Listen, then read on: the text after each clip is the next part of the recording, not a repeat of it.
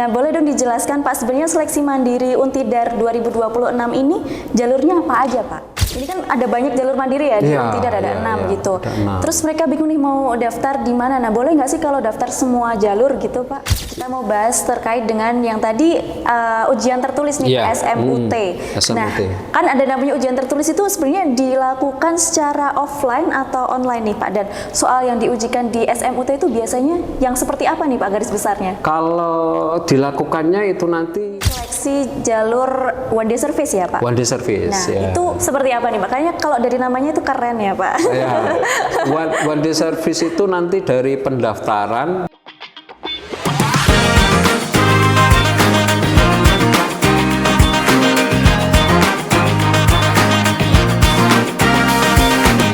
Halo Sobat Untidar, jumpa lagi di podcast Sareng Ngobrol Santai bareng Untidar.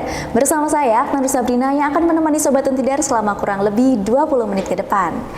Nah, karena masa-masa UTBK udah selesai dan udah dilaksanakannya kemarin.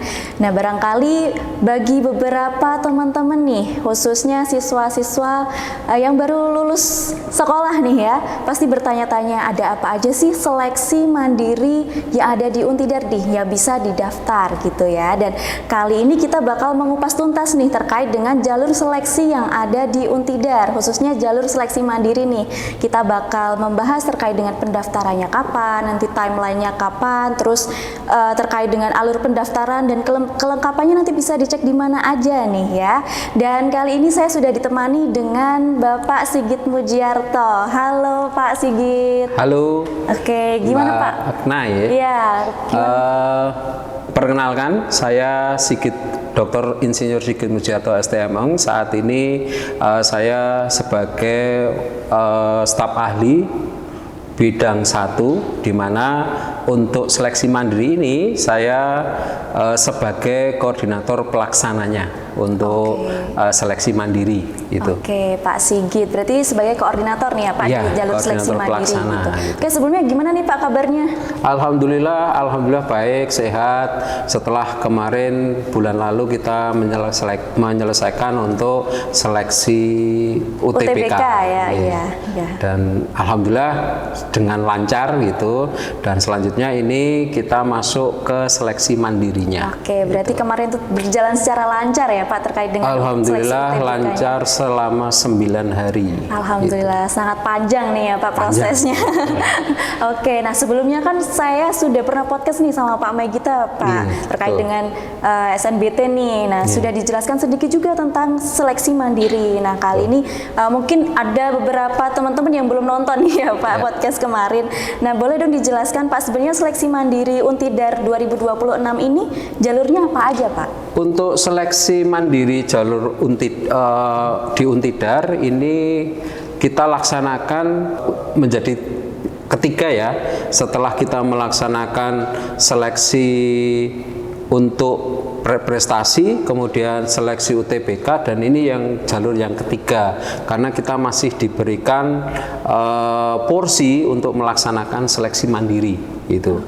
Dimana untuk jalur seleksi mandiri ini sesuai dengan SK Rektor ini ada 6 jalur yang bisa dipakai. Yang pertama itu adalah di mana jalurnya itu jalur mandiri untuk kerjasama mitra sekolah, kemudian jalur mandiri kerjasama mitra usaha dan industri, kemudian ada jalur mandiri jalur prestasi, seleksi mandiri nilai UTBK, kemudian yang kelima itu seleksi mandiri ujian tertulis, dan nanti yang terakhir kita tutup dengan seleksi mandiri one day service. Gitu. Oke, berarti ada 6 jalur nih ya Pak. Jalur. Banyak sekali ya, berarti peluang buat siswa-siswi sekarang yang mau mendaftar jalur mandiri di Untidar. Iya. Gitu. Nah, terkait dengan timeline nih Pak, timeline seleksi mandiri ini dari masing-masing jalur itu kapan aja nih Pak? Untuk timelinenya itu untuk yang jalur yang pertama sampai yang keempat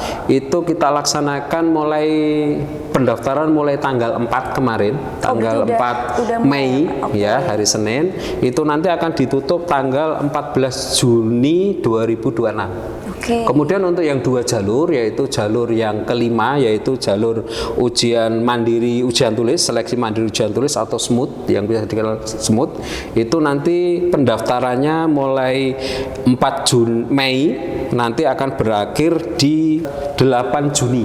Tanggal Juni, kemudian nanti akan ada ujian tulisnya, di mana ujian tulisnya itu pada tanggal 13 dan 14. Jadi kita buat 2 hari untuk ujian mandiri, seleksi mandiri ujian tulis.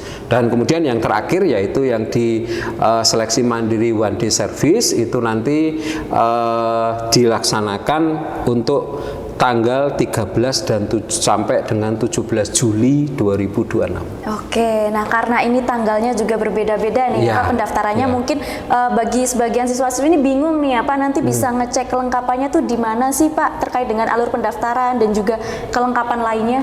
Untuk alur pendaftarannya itu sebenarnya bisa dilihat di website resmi Untidar, yaitu di www.untidar.ac.id. Nah, kemudian atau kalau mau mendaftar itu bisa langsung ke smartuntidar.ac.id. Nah, itu di situ sudah ada timelinenya ya, lengkap semuanya, ada aturannya, ada form-formnya di situ semuanya. Oke, berarti Gitu. bisa dicek di websitenya Untidar ya. Terus kalau untuk pendaftarannya sendiri nanti kan bisa di Smart Untidar itu ya, Pak? Ya, Nah, itu ya.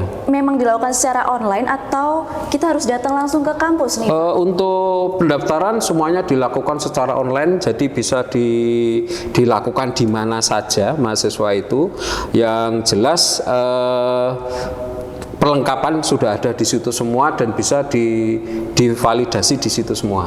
Oke, berarti Gitu. langsung online langsung ya, Pak? online Nggak perlu dan kesini, iya, gitu. bisa Oke. divalidasi di mana saja. Oke. Gitu. Jadi Nah, tidak perlu datang, itu sudah semuanya serba online gitu. oke, berarti semuanya memang serba simpel ya, Ya, Pak, serba di simpel. era sekarang Ya, ini. betul.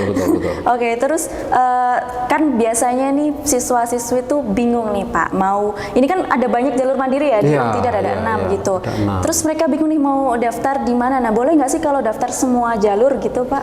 Untuk pendaftaran itu disesuaikan dengan kualifikasinya aja. Oh, gitu, Misalnya ya. kalau memang dia punya prestasi, ya berarti ikut jalur prestasi, gitu kan. Tapi kalau memang dia punya kerjasama antar institusi, misalnya sekolah Untidar dengan instansi sekolahnya, ya nanti bisa ikut di kerjasama mitra sekolah gitu kan.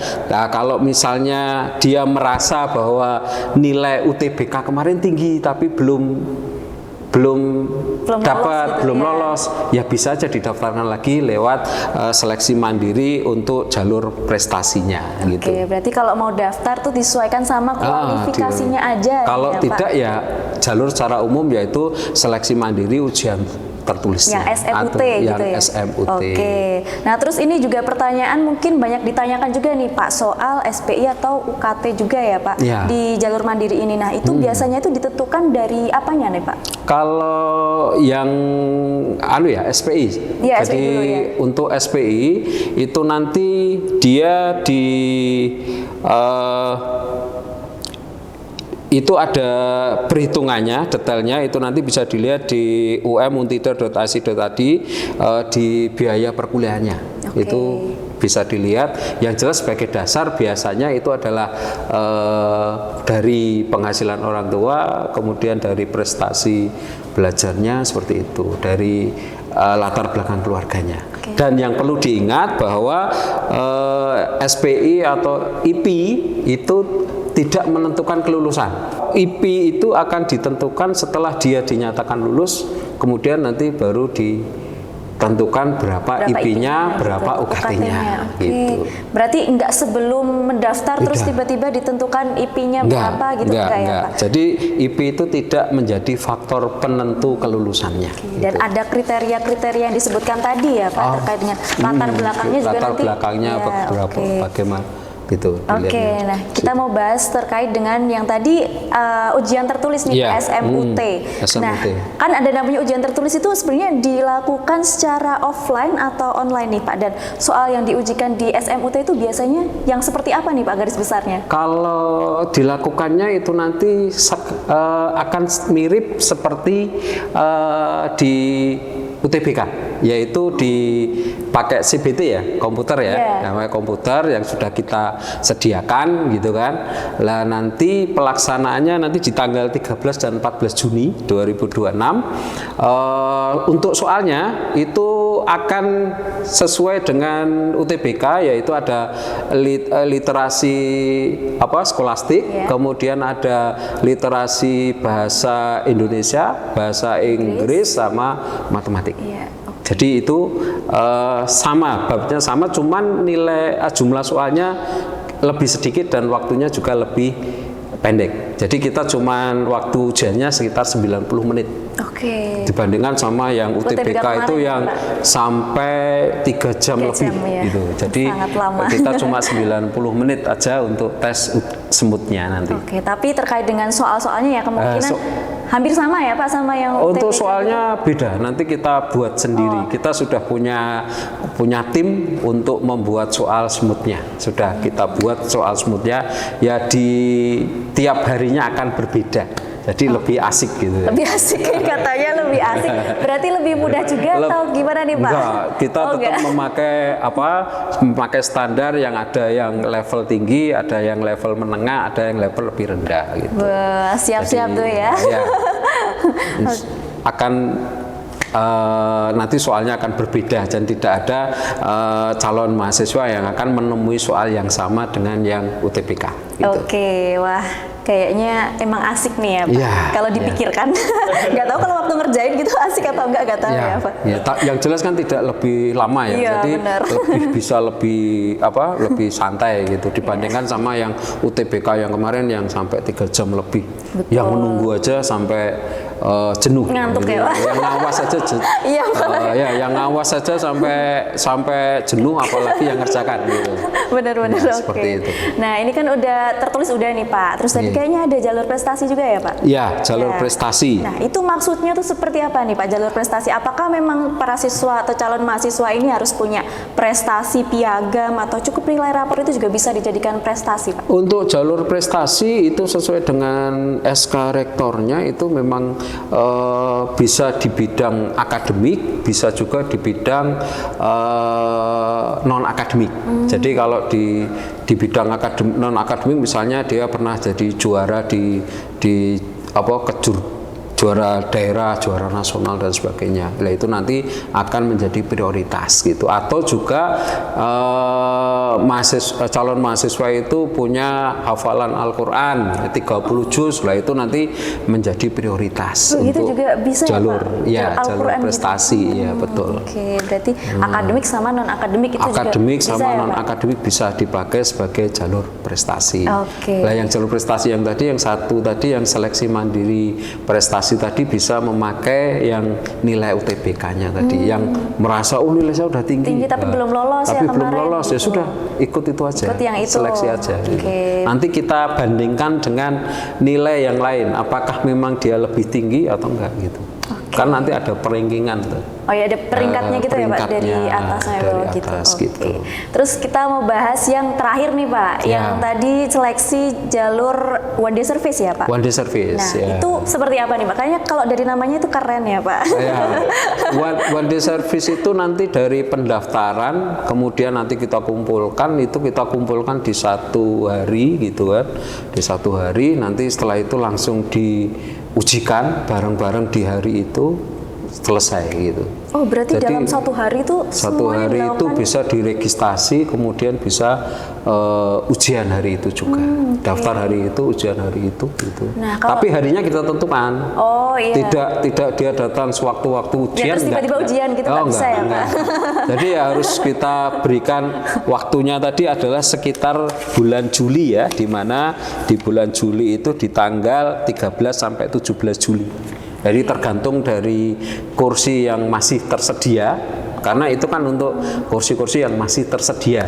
Berarti khusus ya Pak? Berarti bukan kayak kalau misalnya nggak tersedia nggak bisa ya Pak? Nggak bisa, sudah kalau misalnya kursinya sudah terpenuhi ya nggak bisa. Jadi tergantung sisa-sisa dari kursi yang masih tersedia di setiap prodi di Universitas Tidar. Oke, Gitu. nah untuk melihat kuota prodinya atau kursinya itu sendiri nanti bisa dilihat di Untidar AC Iya, atau untuk di mana kuotanya lagi? nanti bisa dilihat di di untidar.ac.id itu nanti kita bisa lihat di situ ada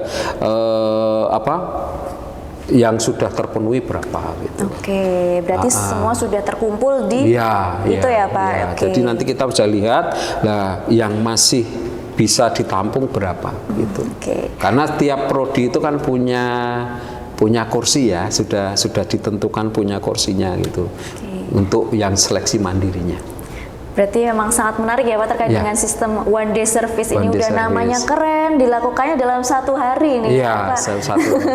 Dan tergantung kuota prodinya juga. Ya, gitu. tergantung dari kuota prodi yang kira-kira masih tersedia daya tampungnya. Oke, nah terkait dengan seleksi mandiri ini apakah tetap bisa dapat beasiswa nih Pak? Karena kan mungkin banyak yang mikir nih kalau udah seleksi mandiri kayaknya nggak bisa dapat beasiswa, terus udah UKT-nya tinggi gitu-gitu. Atau masih bisa Pak atau enggak? Untuk beasiswa itu kan banyak ya, dari Basnas bisa, dari itu kemarin upah zakat itu PT Iya. zakat itu masih ada.